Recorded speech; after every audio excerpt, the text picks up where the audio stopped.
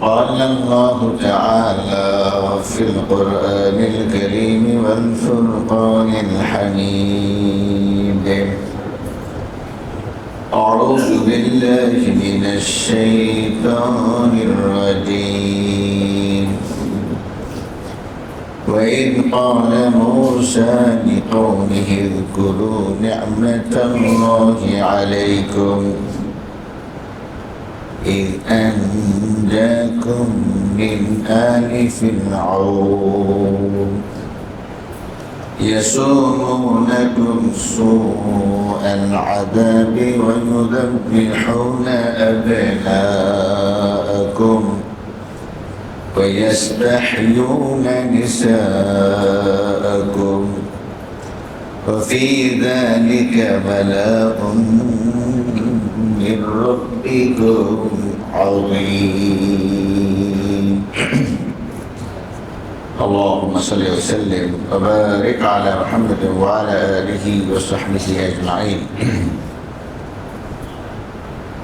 শ্রদ্ধেয় দিনদার ইমানদার ভাইরা, রব্বুল ইজ্জত ওয়াল জালালের হাজারো কোটি শুকর, যার অপার মেহেরবানিতে আজকের এই সালাতুল জুমায় আমরা সহি সালামতে সুস্থতার সাথে উপস্থিত হওয়ার সুযোগ পেয়েছি। শুকরিয়াতান বলি আলহামদুলিল্লাহ। প্রিয় ভাইরা, আরো একটি বছর আমাদের মাঝ থেকে বিদায় নিয়েছে। আমরা মুহররম মাসে পদার্পণ করলাম। আরবি প্রথম মাস হলো মুহররম। আল্লাহ তাআলা কুরআনুল কারীমের মধ্যে বলছেন, ইন্না ইদ্দাতাশ শুহুর ইনদাল্লাহি 12 শাহরা في كتاب الله يوم خلق السماوات والأرض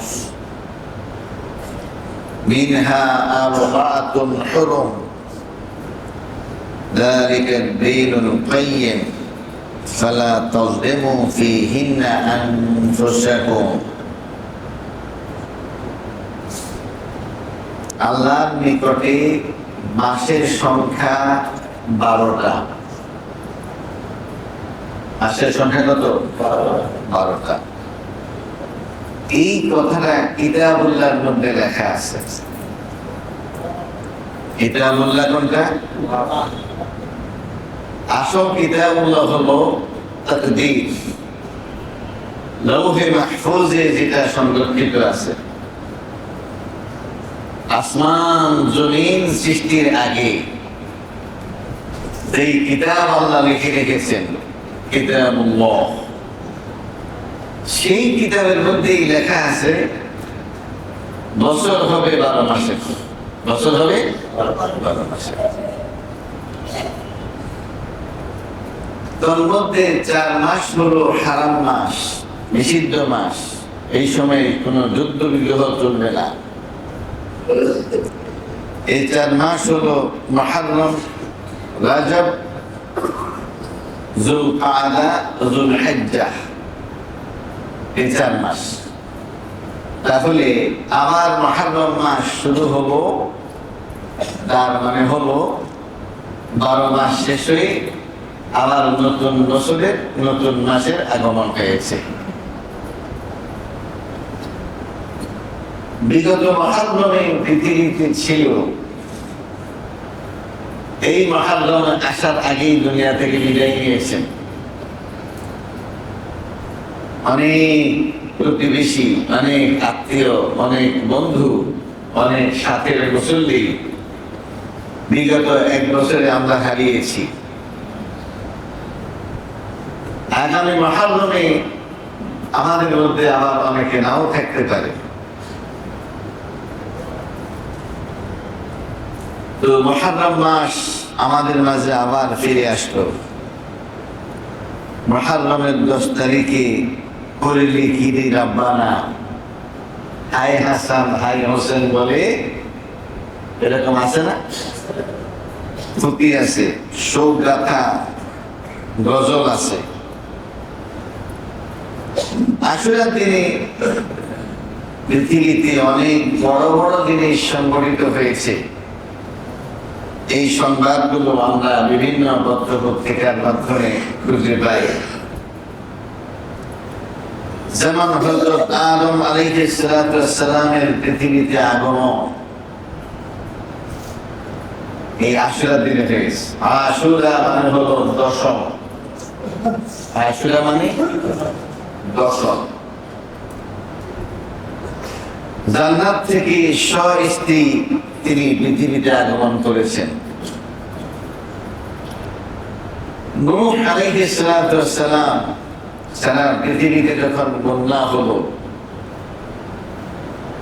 তখন যেই নৌকায় করে তার নেতৃত্বে তার সাথীরা অংশগ্রহণ করেছে এবং জুদি নামক পাহাড়ে এটা গিয়ে আশ্রয় নিয়েছে। ওনারা দীর্ঘদিন পর্যন্ত পানিতে ভিজেছেন, অবশেষে মাটিতে অবতরণ করেছেন। সেটাও কিন্তু বলা হচ্ছে আশুরা তারিখে, মুহররমের 10 তারিখ। ইব্রাহিম আলাইহিস সালাতু ওয়াস সালামকে আপনারা জানেন অনেক বড় বড় পরীক্ষা দিতে হয়েছে।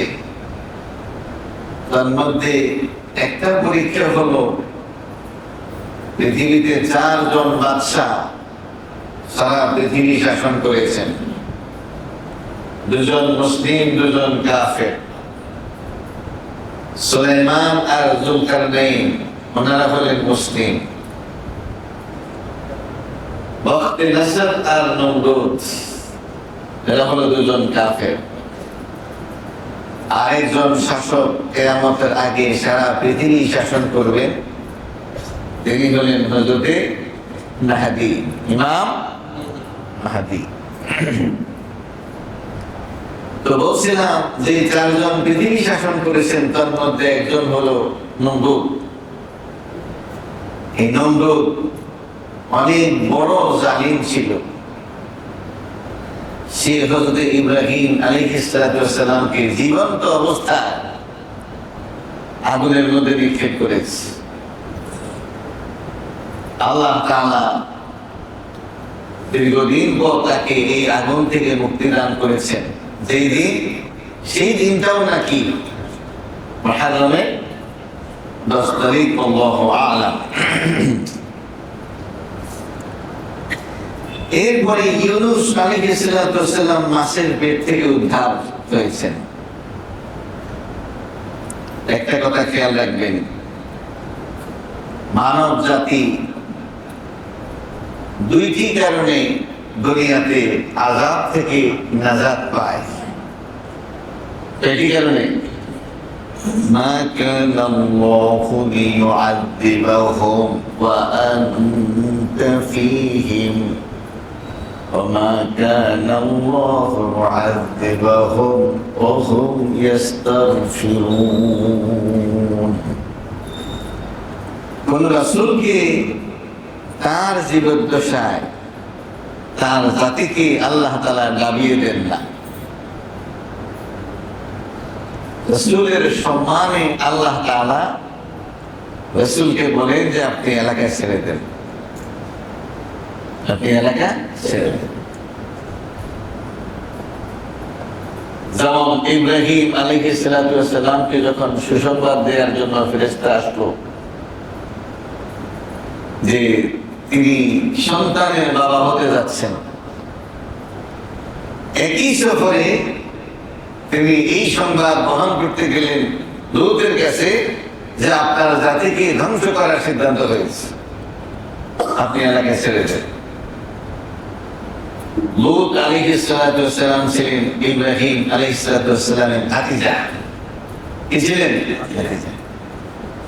এরা পৃথিবীর ইতিহাসে সর্বপ্রথম লাওয়াতাত, মানে এই যে নাউযুবিল্লাহি মিন যালিক পুরুষের যে অপকর্ম, এই এই অন্যায়, এই নিকৃষ্ট অপকর্ম ওই জাতির মধ্যে প্রথম সংগঠিত হয়েছে। ওই জাতিকে আল্লাহ তাআলা ধ্বংস করার সিদ্ধান্ত নিয়েছেন। তখন হযরত লূতকে বললেন যে আপনি চলে যান, এবং যারা আপনাকে ভালোবাসে, আপনার উপরে ঈমান আনছে, তাদেরকে সহ আপনি চলে যান, রাতের বেলায় পার হয়ে যাবেন। তবে আপনি যে পার হয়ে যাচ্ছেন স্ত্রীকে বলবেন না, কারণ আপনার স্ত্রী কিন্তু ওই ধ্বংসপ্রাপ্ত জাতির অন্তর্ভুক্ত হবে। কারণ সে সংসার করতো আপনার সাথে, কিন্তু তার সাপোর্ট, তার সমর্থন ছিল ওই কুফরি, ওই অপদার্থ সমাজ ব্যবস্থার প্রতি, ওই নোংরা কাজের প্রতি তার সাপোর্ট ছিল। এজন্য কেউ যদি কোনো অপরাধ নাও করে, বিছানায় বসে বসেও কেউ যদি ওই অপরাধের সাপোর্টার হয়ে থাকে, সমর্থক হয়ে থাকে, তাহলে সে যেন সেখানে উপস্থিত থেকে ওই অন্যায় অপকর্ম সংগঠিত করেছে। আল্লাহ তাআলা আমাদেরকে হেফাজত করুন। আবার কারোর সামনেও যদি কোনো অপরাধ সংগঠিত হয়, তিনি যদি তার প্রতিবাদ করেন, এটাকে ঘৃণা করেন, অপছন্দ করেন, তাহলে তিনি সামনে থেকেও যেন হাজার হাজার মাইল দূরেই ছিলেন। এটাই হল ইসলামের দৃষ্টিভঙ্গি। যাই হোক, লূত আলাইহিস সালামকে বলা হলো আপনার স্ত্রীকে কিন্তু সাথে নেবেন না, কারণ সে অন্যায় দুষ্কৃতকারী, ওই দুষ্কৃতি সে সাপোর্টার। সে নিজে ব্যভিচারী ছিল না, কিন্তু এই ব্যভিচারী সমাজ ব্যবস্থার পক্ষে তার অবস্থান ছিল। আল্লাহ তাআলা আমাদেরকে মাফ করুন। বলছিলাম এটা আল্লাহর একটা সুন্নাত, কোন নবীকে থাকা অবস্থায় তার জাতিকে তিনি শাস্তি দেন না। এটা আল্লাহর একটা সুন্নাত, আল্লাহর একটা সুন্নাত। দুই কারণে জাতিকে তিনি শাস্তি দেন না। একটা হলো নবীর উপস্থিতিতে নবীর উম্মতকে শাস্তি দেন না। যেটা বলছিলাম সেটা হলো মাছের পেটে আক্রান্ত হয়েছিলেন কোন নবী? অনেকে আবার জুন্নুন বলা হয়। কি বলা হয়? জুন্নুন। নুন মানে হলো মাছ, জুন্নুন মানে হলো মাছওয়ালা। জুন্নুন মানে সাহিবুল হুদ বলা হয়। ওয়ালা তাকুন কাসাহিবুল হুদ, হে নবী মুহাম্মদ মাছওয়ালা নবীর মতো হইও না, আল্লাহ তাআলা বলছেন। যেই হোক, যেটা বলছিলাম, ইউনূস আলাইহিস সালাম তিনি আল্লাহর নির্দেশ আসার আগেই জাতিকে রেখে চলে গেছেন যে অমুক দিন কিন্তু শাস্তি আসবে। তো শাস্তি আসবে, এখন আল্লাহ তাআলা তো বলতে হবে ইউনূস তুমি এলাকা ছেড়ে পালিয়ে যাও। উনি কিন্তু আল্লাহ তাআলা এই নির্দেশের অপেক্ষা করেন নাই। অপেক্ষা না করে তিনি এলাকা ছেড়ে বের হয়ে গেলেন। এখন নির্দিষ্ট দিনে যখন আযাব আসার সমস্ত উপায় উপকরণ স্পষ্ট হয়ে উঠল, ইউনূস আলাইহিস সালামের জাতি তখন তাকে খোঁজা শুরু করলো যে ইউনূস কই, ইউনূস কই। তার অবাধ্য হওয়ার কারণেই আল্লাহর আযাব আমাদেরকে পেয়ে বসতেছে। পুরো জাতি মাঠে জড়ো হয়ে আল্লাহর কাছে কান্নাকাটি শুরু করছে।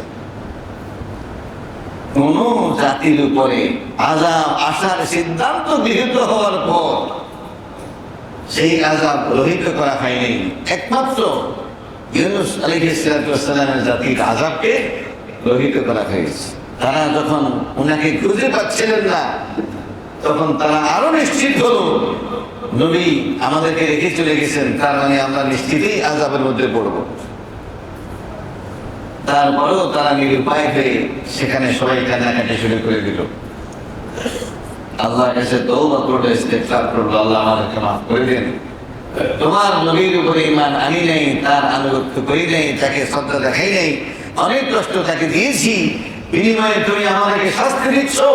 আয় আল্লাহ, আমরা তওবা করলাম, তোমার নবীর অনুসরণ করব, আমাদেরকে মাফ করে দাও, এই মুসিবত থেকে আমাদেরকে মুক্তি দান করো। সুবহানাল্লাহিল আযীম ওয়া বিহামদিহি। অবশেষে এই জাতি যখন ইস্তিগফার করলো, আল্লাহর কাছে ক্ষমা প্রার্থনা করলো, আল্লাহ তাআলা জাতির উপরে আসা আযাবকে উঠিয়ে নিয়ে গেলেন। মা কানা আল্লাহু লিয়ু'আযিবাহুম ওয়া আনতা ফীহিম ওয়া মা কানা আল্লাহু মু'আযিবাহুম ওয়া হুম ইস্তাগফিরুন। ওই জাতিকে আল্লাহ তাআলা শাস্তি দেন না যেই জাতি আল্লাহর কাছে মাপ চাইতে থাকে, আল্লাহর কাছে চাইতে থাকে। ব্যক্তিগতভাবে কেউ যদি কোনো মুসিবতের মধ্যে থাকেন, কোনো অসুবিধার মধ্যে থাকেন, কোনো পেরেশানির মধ্যে থাকেন, কোনো অসুস্থতার মধ্যে থাকেন, এক চিঠি আল্লাহর কাছে মাপ চাইতে থাকেন, শতবার, হাজারবার, লাখবার খালি মাপ চাইতে থাকেন। এটাই ঔষধ, এটাই উদ্ধার হওয়ার একমাত্র উপায়। যে আপনাকে আল্লাহ তাআলা কোনো কারণে অসন্তুষ্ট হয়ে আপনাকে তিনি মুসিবতে আক্রান্ত করেছেন, এখন যদি আপনি আল্লাহকে সন্তুষ্ট করেন, নূহের জাতি যেরকম, ইউনূসের জাতি যেরকম আযাব আসার পরও রক্ষা পেয়ে গেছে, আল্লাহর কাছে ক্ষমা চেয়ে আমাকে আপনাকেও আল্লাহ তাআলার অনুরূপ মুসিবত থেকে মুক্তি দান করবেন। তাহলে ওনার জাতি নাজাত পেয়ে গেছে ইস্তিগফারের কারণে। কিসের কারণে? ইস্তিগফারের কারণে। আমার ইউনূস নবী নিজেও আল্লাহর অনুমতি ছাড়া জনপদ ছেড়ে বের হয়ে গেলেন। উঠলেন গিয়ে এক সামুদ্রিক যানে। হঠাৎ রাতের অন্ধকার, গভীর রজনী, ট্রলা বন্ধ হয়ে গেছে, ট্রলা রাত চলে না। তখন তারা যারা সেখানে ছিল তারা বলা বলি করতেছে, মনে হয় কোন অপরাধী আমাদের মাঝে আছে। এখন এই অপরাধীকে চিহ্নিত করে যদি তাকে ফেলে দেওয়া যায়, তাহলে বাকিদের জীবন বাঁচতে পারে। অপরাধী কি? তাহলে তারা একটা লটারি দিল। লটারির নাম আসছে হযরত ইউনূস আলাইহিস সালাতু ওয়াস সালামের। সবাই ওনার চেহারা দিকে তাকাইয়া থ হয়ে গেছে, না এই লোক অপরাধী হইতে পারে না, একজন নবী তো, সুবহানাল্লাহ, নবী তো, এটা ইস্তেফা, আল্লাহ চুজ করেছেন, যে কাউকে নবী বানান না। কি সুন্দর চেহারা, কি নিষ্পাপ চেহারা, কি জান্নাতি নূরের আভা তার চেহারার মধ্যে ঝিলিক মারতেছে। ওরা বলল যে না, এই লোকটা হইতে পারে না, কাকতে এইভাবে তার নাম আসছে। সুবহানাল্লাহিল আযীম ওয়া বিহামদিহি। আবার লটারি দাও, যাতে করে কোনো নিরপরাধ ব্যক্তি তাকে সমুদ্রে ফেলতে না হয়। আবার লটারি দিলে ওনার নামটাই আসতো। লোকেরা বললো যে আবার লটারি দাও, আমাদের কাছে মনে হচ্ছে না এই লোকটা অপরাধী হবে। আবার লটারি দেওয়া হলো, ওনার নামটাই আসতো। কোন কোন বর্ণনায় এসেছে হযরত ইউনূস আলাইহিস সালাম তখন নিজেই নিজের পোশাক পরিচ্ছদ করে নিজেই সমুদ্রের মধ্যে ঝাঁপ দিয়েছেন। তিনি যখন ঝাঁপ দিলেন তখন তিনি নৌকা চলতে লাগলো, আর এই দিকে তিনি কঠিন মুসিবতের মধ্যে পড়ে গেলেন। কি মুসিবত? একদিকে গভীর রাত, অন্ধকার, আরেকটা হলো গভীর পানি, তার তলদেশেও কিন্তু অন্ধকার। আরেকটা অন্ধকার হলো বড় একটা মাছ এসে তাকে খেয়ে ফেলছে, আস্থা খেয়ে ফেলছে। সুবহানাল্লাহিল আযীম ওয়া বিহামদিহি। তিনিও এই মুসিবতের পরে মুক্তি পাওয়ার জন্য অন্য কোন রাস্তা অবলম্বন করেন নাই। লা ইলাহা ইল্লা আনতা সুবহানাকা ইন্নী কুনতু মিনাল যালিমিন। এই দোয়াটার মধ্যে তাওহীদের কথা আছে। কিসের কথা? তাওহীদের কথা আছে, নিজের অপরাধ স্বীকৃতির কথা আছে। এই দোয়ার মধ্যে তওবা আছে, একসাথে অনেকগুলো সুবিধার মধ্যে আছে। লা ইলাহা ইল্লা আন্ত, হে আল্লাহ আপনি ছাড়া কোনো মাবুদ নাই, আপনি ছাড়া কোনো রক্ষাকারী নেই, আপনি ছাড়া কোনো উদ্ধারকারী নেই, আপনি ছাড়া আমার কোনো উপায় নেই। সুবহানাকা, এটা হলো তওবা। সুবহানাকা, সুবহানাকা, আপনি পবিত্র, আপনার কোনো দোষ নেই। এই মুসিবতে আমি পড়েছি আমার কারণে, আমার ভুলের কারণে, আমার। সুবহানাকা, আপনি পবিত্র, আপনার কোনো দোষ নাই। ইন্নী কুনতু মিনাজ জালিমিন, আমি হলাম জালিম, আমি হলাম অপরাধী, আমি হলাম। তাহলে এইভাবে তিনি যখন সমান দোয়া করতেছেন, ইলাইহি ইয়াসআদুল কালিমুত তাইয়্যিবু ওয়াল আমালুস সালিহু ইয়ারফাউহু, যে কোনো নেক আমল, যে কোনো সৎ আমল, যে কোনো তাসবিহ, তাহলিল, ইস্তিগফার, যে কোনো সুন্দর সুন্দর কথা, কালিমা, কালিমায়ে তাইয়্যিবা, পবিত্র কথাগুলো আল্লাহর কাছে চলে যায়। তুমি কি চলে যায়? আল্লাহর কাছে যায়। সুবহানাল্লাহ, সুবহান। ফেরেশতারা বলা বলি করতেছে, ঘটনা কি? খুব একজন পরিচিত কণ্ঠের আওয়াজ ক্ষীণ ক্ষীণ ভাবে আমরা শুনতে পাচ্ছি। এই লোকটা কে? এই সমস্ত ফেরেশতারা জানে, তারা বললো, তোমরা কি জানো না ইউনুস নবীকে পাকড়াও করা হয়েছে, তিনি এখন মাছের পেটে আছে। তিনি কোথায় আছে? মাছের পেটে আছে। ফেরেশতারা বলা বলি করতেছে, আসো আমরা সুপারিশ করি। আমরা কি করি? হে আল্লাহ, এই ইউনুস নবী এখন বিপদে আক্রান্ত, তিনি যখন বিপদে মুসিবতে ছিলেন না, তখন আমরা দেখেছি তিনি আপনাকে এক মুহূর্তের জন্য ভুলে নেই। তিনি সুখের সময় আপনাকে ভুলে নেই, আনন্দের সময় আপনাকে ভুলে নাই।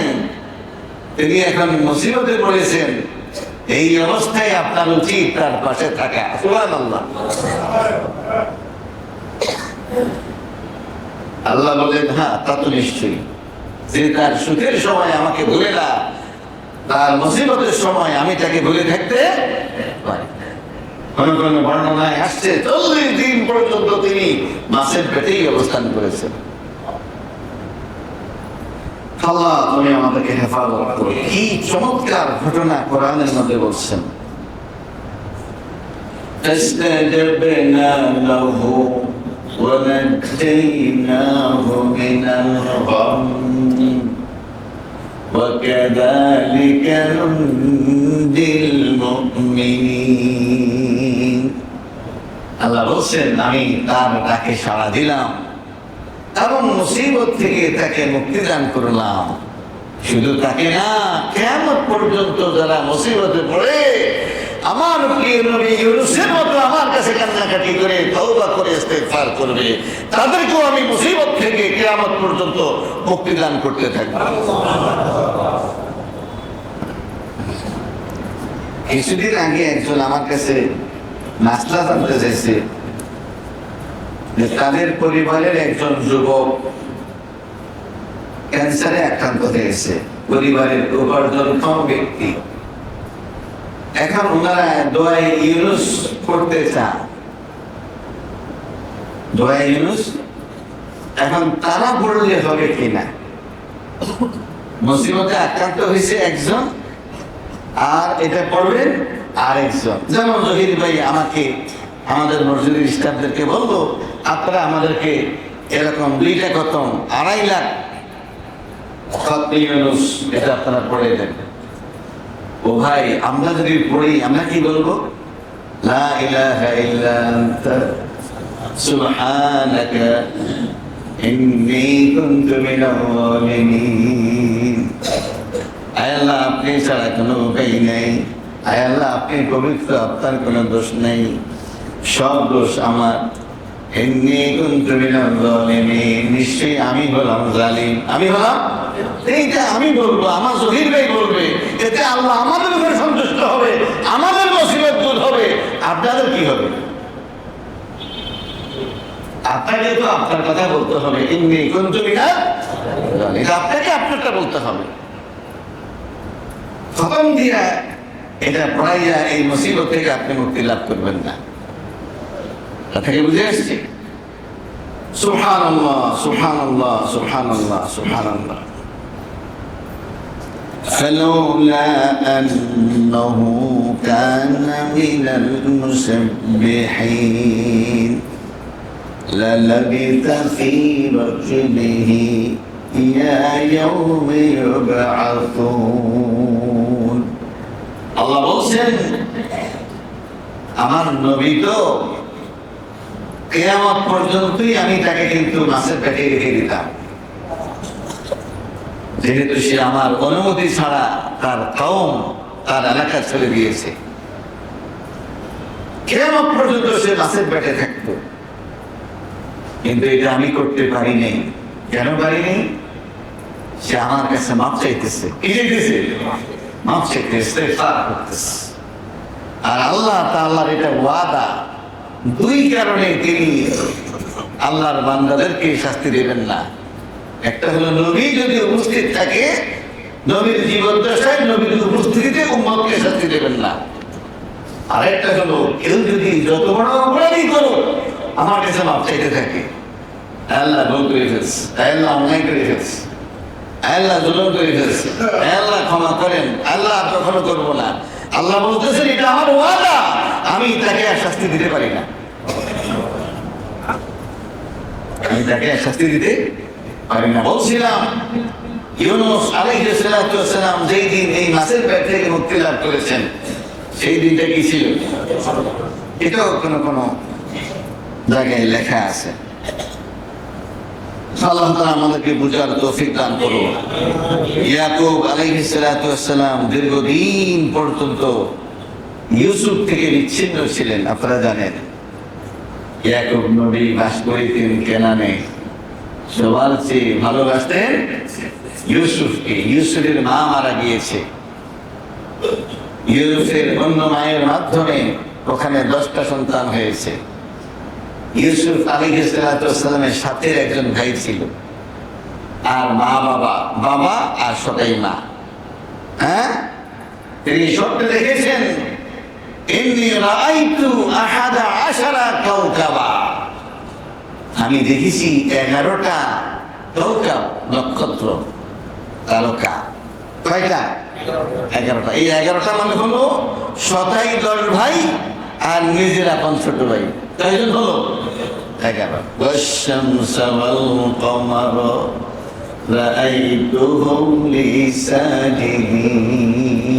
সাথে হলো আমার মা, সাথে হলো আমার বাবা, চন্দ্র সূর্য, 11টা তারকা আর চাঁদ সূর্য সবাই মিলে আমাকে সিজদা করতেছে। সুবহানাল্লাহ। ইয়াকুব আলাইহিস সালাতু ওয়াস সালাম সতর্ক করলেন, বাবা এই সংবাদ কাউকে বলো না, তোমার ভাইদেরকে বলো না, তাহলে কিন্তু তারা কঠিন ষড়যন্ত্রে লিপ্ত হবে। উনি সত্যের কথা না বললো, তাদের কাছে মনে হলো, বাবা আমাদেরকে একচেটিয়া যেইভাবে ভালোবাসার কথা, ইউসুফের কারণে সেটা হচ্ছে না। এই পথের কাটা দূর করতে হবে। আব্বা কিছুদিন কান্নাকাটি করি না, এরপরে থেমে যাবে, আমাদেরকে ভালোবাসতে থাকবে। ষড়যন্ত্র করে ভাইরা তাকে কূপের মধ্যে নিক্ষেপ করলো। সেই যে কূপের মধ্যে নিক্ষেপ করলো, মিশরের রাজ দরবারের রাজপ্রাসাদে রাজ সিংহাসনে বসার আগ পর্যন্ত বাবা আর ছেলে দেখা হয়নি। লম্বা ইতিহাস। তো দীর্ঘ পরিক্রমার পর যেদিন ইউসুফ আলাইহিস সালামকে বাবা ইয়াকুব আলাইহিস সালাম দেখেছেন দীর্ঘ বিচ্ছেদের পর, যেই দিন ঘটনা সংঘটিত হয়েছে সেই দিনটাও নাকি মহারমে আল্লাহু আ'লাম বিমুরাদিহি বিহি। এরপরে মূসা আলাইহিস সালাম তিনি একজন মানুষ, আল্লাহ তাআলা কারোর সাথে সরাসরি কথা বলেন না, কোন সৃষ্টির সাথে আল্লাহ সরাসরি কথা বলেন না, পর্দার আড়াল থেকে কথা বলেন, মেসেজ পৌঁছাই দেন। হযরতে মূসা আলাইহিস সালামের সাথে কেবলমাত্র আল্লাহ তাআলা 5 বার কথা বলেছেন। প্রথম যেদিন কথা বলেছেন সেই দিনটা নাকি আশুরা, মুহররমের 10 তারিখ ছিল, আল্লাহু আ'লাম। হযরতে সুলাইমান আলাইহিস সালাম তিনি একবার রাজত্ব হারিয়ে ফেলেছেন। রাজত্ব আপনারা জানেন যে তার রাজত্ব তিনি আল্লাহর কাছে চাইছেন, আয় আল্লাহ এরকম রাজত্ব আমাকে দান করুন, আমার পরে আর কোন মানুষ যাতে এত বিশাল, এত বিস্তৃত, এত ক্ষমতা সম্পন্ন রাজত্ব আর না পায়। সুবহানাল্লাহ। আল্লাহ তার দোয়া কবুল করেছেন। তিনি নির্দেশ করলে তার নির্দেশে বাতাস চলত, তার তখ্ত ছিল, 1 মাসের দূরত্বে সকালবেলায় যেতে পারতেন, আবার বিকেল বেলায় আরেক মাসের দূরত্ব অতিক্রম করতে পারতেন। সুবহানাল্লাহ। ইয়েমেনের সাওয়া নগরী থেকে তিনি সিংহাসনে আসনে নিয়ে এসেছেন। সুবহানাল্লাহ, কি ক্ষমতা!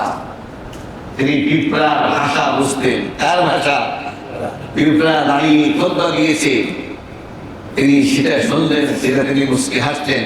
এরকম অসংখ্য ক্ষমতা আল্লাহ তাআলা তাকে তার রাজত্বের মধ্যে দান করেছেন। তিনি এক সময় রাজত্ব হারিয়েছেন, সেই হারানো রাজত্ব যেদিন ফিরে পেয়েছেন সেই দিনটাও ছিল আল্লাহু আ'লাম। এরকম কথা আছে। ঈসা আলাইহিস সালাম আপনারা জানেন যে তিনি এখন কোথায় আছে? আসমানে আছে। আল্লাহ তাআলা তাকে জীবিত উঠিয়ে নিয়েছেন। ওমা কাতালুহু ওমা সালাবুহু ওয়ালাকিন শুববিহা লাহুম। খ্রিস্টানরা মনে করে যে তাকে মেরে ফেলা হয়েছে, ইহুদিরাও মনে করে তাকে আমরা মেরে ফেলেছি। আল্লাহ বলছেন যে না, তারা তাকে শূলিতেও চড়াতে পারেনি, হত্যাও করতে পারেনি, বরং তার অনুরূপ কিছু একটা হয়েছে। ওয়ালাকিন শুববিহা লাহুম তাসবীহ, তার অনুরূপ কিছু একটা হয়েছে। আমাদের বিশ্বাস, ইন্নী রাফিউকা ওয়া মুতাওয়াফফিকা ইলাইয়া। আল্লাহ তাআলা কোরআনুল কারীমের মধ্যে বলছেন আমি তোমাকে আমার কাছে উঠিয়ে নিয়ে আসছি। এবং আমাদের বিশ্বাস তিনি সামনে পৃথিবীতে আগমন করবেন এবং ইমাম মাহদী সহ একসাথে তারা দুজন ইনশাআল্লাহ পরবর্তী ইসলামিক ওয়ার্ল্ড, কোরআনিক যে বিশ্ব হতে যাচ্ছে তার নেতৃত্ব তারা প্রদান করবেন ইনশাআল্লাহ। জিবরিল আলাইহিস সালাম তো আসমানের লোক। কিসের লোক? আসমানের লোক। তিনি সমস্ত ফেরেশতাদের শিক্ষক, নবীদের শিক্ষক। হাজার লক্ষবার তিনি পৃথিবীতে আগমন করেছেন। প্রথম যেদিন তিনি পৃথিবীতে আগমন করেছেন সেই দিনটাও নাকি ছিল মুহররমের 10 তারিখ। আল্লাহু আ'লাম বিমুরাদিহি বিহি। এরপরে আমার নবী সাল্লাল্লাহু আলাইহি ওয়াসাল্লামকে একটা সুসংবাদ দেয়া হয়েছে, হে নবী, তোমার অতীতের সমস্ত গুনাহ যেমন মাফ, তোমার অগ্রিম সমস্ত গুনাহ মাফ। অতীত এবং বর্তমান এবং ভবিষ্যৎ সমস্ত দিক থেকে নবী মুহাম্মদুর রাসূলুল্লাহ সাল্লাল্লাহু আলাইহি ওয়াসাল্লামকে মাহফুজ আর মাসুম রাখা হয়েছে। এই ঐতিহাসিক ঘোষণা যেদিন সংঘটিত হয়েছে সেই দিনটা হলো মুহররমের 10 তারিখ। প্রিয় ভাইয়েরা, এরকম আরো অনেক কথা। পৃথিবী সৃষ্টি হয়েছে মুহররমের 10 তারিখ, কিয়ামত সংঘটিত হবে মুহররমের 10 তারিখ। কিন্তু আমরা যারা মুহররম মাসের 10 তারিখে রোজা রাখি এবং কোরআন যে বিষয়টাকে হাইলাইট করেছেন সেটা কি, সেটা আমরা এখন যা বলেছি এর কোনোটাই না, বরং এখানে এসেছে সত্য আর মিথ্যার দ্বন্দ্বের একটা বিষয়। সত্য আদর্শের পতাকাবাহী হযরত মূসা আলাইহিস সালাতু ওয়াস সালাম, আর অন্যদিকে অন্যায় বাতিল অন্ধকার আদর্শের পতাকাবাহী ফেরাউন। কে? ফেরাউন। দীর্ঘদিন পর্যন্ত জালিম ফেরাউন এবং তার পরিবারের অন্যান্য লোকেরা বংশানুক্রমে মানব ইতিহাসে তারা মালিক সেজে বসেছে আর আল্লাহর বান্দাদেরকে নিজেদের গোলাম বানিয়ে নিয়েছে। তাদেরকে মুক্ত করার জন্য আল্লাহ তাআলা হযরত মূসা আলাইহিস সালাতু ওয়াস সালামকে পৃথিবীতে পাঠালেন এবং শৈশবকালটা সেখানেই তিনি লালিত পালিত হয়েছেন এবং একটা পর্যায়ে তিনি পার্শ্ববর্তী দেশ মাদায়েনে আশ্রয় গ্রহণ করেছেন। সেখানে অনেক ঘটনা সংঘটিত হয়েছে। হযরত শুআয়ব আলাইহিস সালাতু ওয়াস সালামের বাড়িতে তিনি লালিত পালিত হয়েছেন এবং হযরত শুআয়বের মেয়েকে তিনি বিবাহ করেছেন। এরপরে আল্লাহ তাআলা নির্দেশ করলেন, মূসা, আমি তোমাকে এতদিন পর্যন্ত এইভাবে তৈরি করেছি, তরবিয়ত দিয়েছি, তালিম দিয়েছি, প্রশিক্ষিত করেছি। আমার একটা লক্ষ্য আছে, আর সেই লক্ষ্য হলো আমারই একজন গোলাম, সে নিজেকে এখন খোদা দাবি করে বসেছে। আনা রব্বুকুমুল আ'লা। তোমার এখন যথেষ্ট বয়স হয়েছে, তুমি এখন বিবাহ করেছো অলরেডি, তোমার সন্তান আছে, এখন তোমাকে নজর দিতে হবে আমার কাজের জন্য। ইযহাব ইলা ফিরআউন ইন্নাহু তাগা। যাও ফিরআউনের কাছে, কারণ সে হলো তাগুত। সে হলো কি? মূসা আলাইহিস সালাতু ওয়াস সালাম ভীত সন্তুষ্ট হয়ে গেল। এই পরিবারে আমি ছোটকালে লালিত পালিত হয়েছি, এই ফেরাউন আমাকে খুন করার জন্য আমার বংশের প্রায় 70,000 পুত্র সন্তানকে জবাই করেছে, তাকে জবাব দিতে হবে। এত বড় পরাক্রমশালী ফেরাউনের সামনে আমাকে যেতে হবে।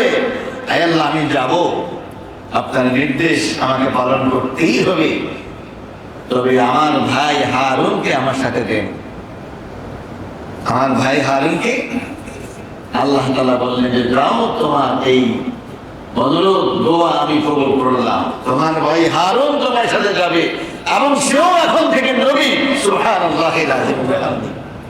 কারোর সুপারিশে কেউ নবী হয় নাই, একমাত্র ব্যক্তি হযরত হারুন আলাইহিস সালাতু ওয়াস সালাম। সুবহানাল্লাহ। এই হারুন আর মূসা আলাইহিস সালাতু ওয়াস সালাম এই ফেরাউনের সাথে দীর্ঘদিন পর্যন্ত দাওয়াতি কাজ করেছেন এবং অনেক জুলুম নির্যাতনের শিকার হয়েছেন। হ্যাঁ, অনেক খুনাখুনির অবস্থা তৈরি হয়েছে। অবশেষে মূসা আলাইহিস সালাতু ওয়াস সালামের জাতি হযরত মূসাকে বললেন যে মূসা, তুমি যখন পৃথিবীতে ছিলে না, তখনও আমরা অনেক মজলুম ছিলাম। আল্লাহ তাআলা তোমাকে পৃথিবীতে পাঠালেন আমাদেরকে উদ্ধার করার জন্য, কিন্তু উদ্ধারের কোনো নামগন্ধ দেখতেছি না। সেই জুলুম, সেই অত্যাচার আমাদের উপরে চলছে তো চলছেই, এখনো চলছে। আমাদের মুক্তির বুঝি আর কোনো উপায় নেই। অবশেষে আল্লাহ তাআলা কাছে মূসা আলাইহিস সালাতু ওয়াস সালাম দোয়া করলেন। আমি আপনাদেরকে বলেছিলাম, লিকুল্লি নাবিয়্যিন দাওয়াতুন মুস্তাজাবা। সমস্ত নবীর জন্য একটা একটা করে এরকম দোয়া আছে, যেটা বুলেটের মতো গিয়ে লাগে। প্রত্যেক নবী সেটা ব্যবহার করেছেন। মূসা আলাইহিস সালাতু ওয়াস সালাম তিনি এই স্পেশাল দোয়া ব্যবহার করেছেন ফেরাউনের বিরুদ্ধে, যে আল্লাহ আপনি তাদেরকে ধ্বংস করে দেন, তাদের শক্তি সামর্থ্য সব শেষ করে দেন, ইত্যাদি ইত্যাদি তিনি দোয়া করলেন। আল্লাহ তাআলা বললেন, কাদ তুজিবাত দাওয়াতুকুমা। মূসা, দোয়া কবুল হয়ে গেছে। যখন শাস্তি আসার সিদ্ধান্ত হলো, আল্লাহ তাআলা মূসাকে বললেন, তুমি তোমার বাহিনী নিয়ে পালিয়ে যাও, বের হয়ে যাও। হ্যাঁ, এখন পেছন দিক থেকে ফেরাউন বাহিনী খবর পেল এবং তাদেরকে তাড়া করলো, তাদেরকে তারা করলো। আল্লাহ তাআলা মূসা আলাইহিস সালামকে বললেন, তোমরা পেছনে দিকে তাকাইবা না, তোমরা তোমাদের মতো করে তোমরা পার হয়ে যাও।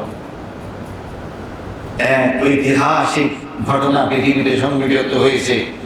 পৃথিবীর ইতিহাসে কোনো পানি মানব জাতিকে উদ্ধার করার জন্য এরকম আলাদা হয়ে যাবে? পাহাড়ের মতো দাঁড়িয়ে যেত। 12টা রাস্তা হয়ে গেল। বনি ইসরাইল 12টা জাতে বিভক্ত ছিল। এই মুহররমের 10 তারিখ তারা যখন সমুদ্রের পাড়ে গেলেন, তখন সমুদ্রের এই অবস্থা। সুবহানাল্লাহ। যখন এখনো সমুদ্র আগের অবস্থায় ছিল, মূসার অনুসারীরা বলল, মূসা কই নিয়ে আসছো? ডাইনে পাহাড়, বামে পাহাড়, সামনে সাগর, পিছনে ওরা আসতেছে, আমরা তো ধরা খেয়ে যাবো। মূসা আলাইহিস সালাম বললেন, পরেশান করো না, ইন্নাল্লাহা মা'ানা, আল্লাহর ওয়াদা, আল্লাহর সাহায্য আমাদের সাথে থাকবে, তোমরা স্থির হয়ে না। যাই হোক, পরবর্তীতে যখন আলাদা হয়ে গেল সাগর, সময় পার হয়ে গেলেন। আল্লাহ বলছেন, পেছনে তাকাইও না, সামনে যেতে থাকো। ফেরাউন বাহিনী এসে যখন দেখলো যে হ্যাঁ, সমুদ্র তো আগের মতোই ফাটা অবস্থায় আছে, তারা যেহেতু পার হতে পেরেছে, নিশ্চয়ই আমরাও পার হতে পারবো। তারাও ঝাঁপিয়ে পড়লো।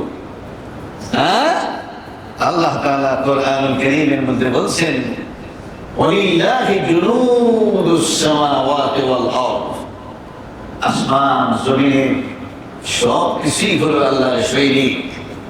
আল্লাহ সৈন্য সামন্ত, আমি আল্লাহর সৈনিক। আল্লাহ বলছেন, আমার দুশমন তোমার কোলে, ধরো।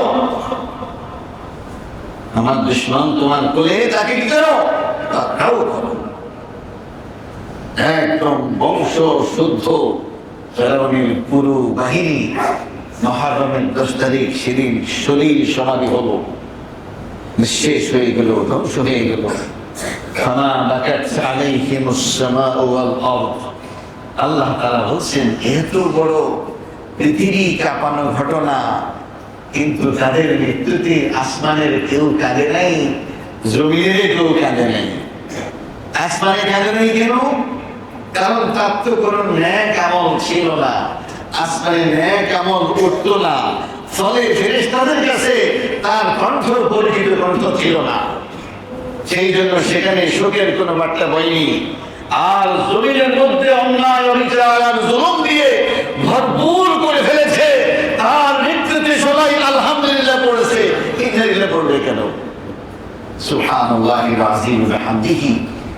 এই যে মুহররমের 10 তারিখের ফেরাউনের এই পতন আর মজলুম মূসা এবং তার জাতিকে মুক্তি দেয়া, এটাই মূলত কোরআন হাইলাইট করেছে। আর এটাই হলো মুহররমের সবচেয়ে বড় শিক্ষা।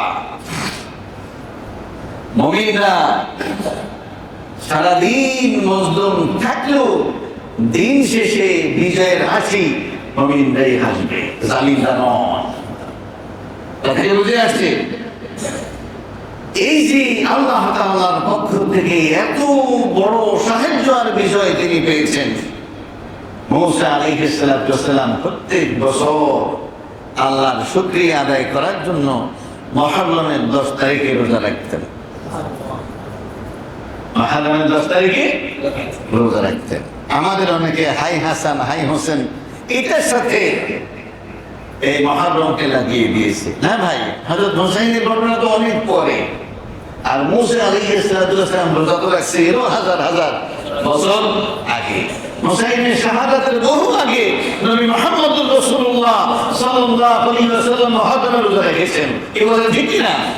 তিনি যখন মদিনায় গেলেন, দেখলেন যে ইহুদিরা রোজা রাখে। তোমরা কিসের রোজা রাখো? আমাদের নবী হযরত মূসা রোজা রেখেছেন, আল্লাহ তাকে উদ্ধার করেছেন, ফেরাউনকে ডুবাইছেন, আল্লাহ শুকরিয়া আদায়ের জন্য তিনি রোজা রেখেছেন। তখন নবী মুহাম্মদুর রাসূলুল্লাহ সাল্লাল্লাহু আলাইহি ওয়াসাল্লাম বললেন, মূসা আমার ভাই, আমি তার অনুসরণে আমি এবং আমরাও আশুরার রোজা রাখবো ইনশাআল্লাহ। কিন্তু তোমরা ইহুদিরা খালি রোজাই রাখো, কিন্তু আমার ভাইয়ের তো কোনো অনুসরণ করো না। আমরা ইনশাআল্লাহ রোজাও রাখবো, সাথে তোমাদের বিপরীত করবো, কারণ তোমরা আমার ভাইয়ের তবুও অনুসরণ করো না। আমরা 2টা রোজা রাখবো। কয়টা রোজা? 10 তারিখ ঠিক রেখে 9 তারিখ, অথবা 10 তারিখ ঠিক রেখে 11 তারিখ। কথা বুঝে আসছে? আশুরা রোজা 2টা রাখার নিয়ম। কেউ না পারলে একটা রাখলেন, আশুরা দিন রাখলেন, আর পারলে আগের দিন রাখেন, না পারলে পরের দিন রাখেন। একটা হলো আশুরা রোজা, আর একটা হলো ইহুদিদের বিপরীত করা। ইহুদিদের বিপরীত করা। রাসূল কারীম সাল্লাল্লাহু আলাইহি ওয়াসাল্লাম বলেছেন, যারা আশুরা একটা রোজা রাখে আল্লাহ তাআলা তাদের 1 বছরের অতীতের গুনাহ মাফ করে দেয়। হ্যাঁ, আল্লাহ তাআলা আমাদের প্রত্যেককে এই আশুরার প্রকৃত তাৎপর্য উপলব্ধি করা তৌফিক দান করুন।